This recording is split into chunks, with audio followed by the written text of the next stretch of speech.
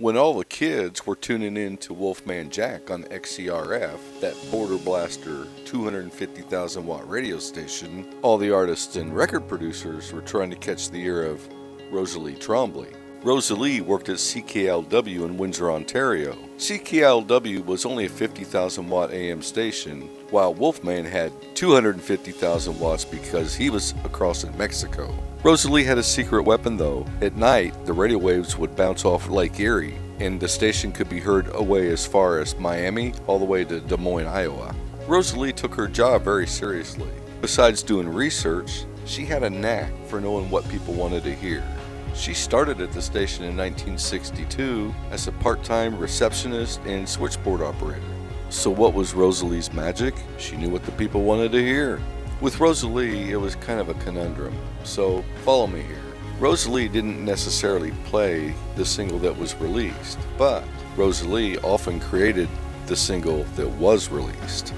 Case in point, Rosalie hears Elton John's Benny and the Jets and adds it to her playlist. The request lines light up. Elton John actually calls her from England and says, "But I was planning on releasing Candle in the Wind as a single." And she says, "That's fine, but you should release Benny and the Jets now." Rosalie's son would play Alice Cooper's I'm 18 over and over and over in his bedroom, so Rosalie added it to the playlist. It became Cooper's breakthrough song.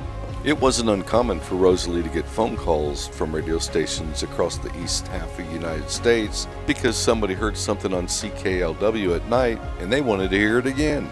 She was also a no-nonsense kind of gal.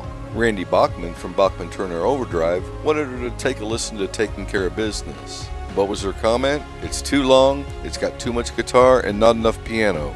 The boys went back, redid the song, and it became their biggest hit. What other artists did she push out onto the airwaves?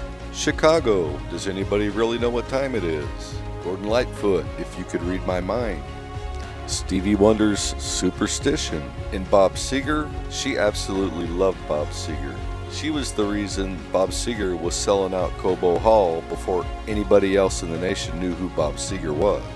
Rosalie was also into Motown music and helped artists like the OJs, the Foundations, and Marvin Gaye with their breakthroughs.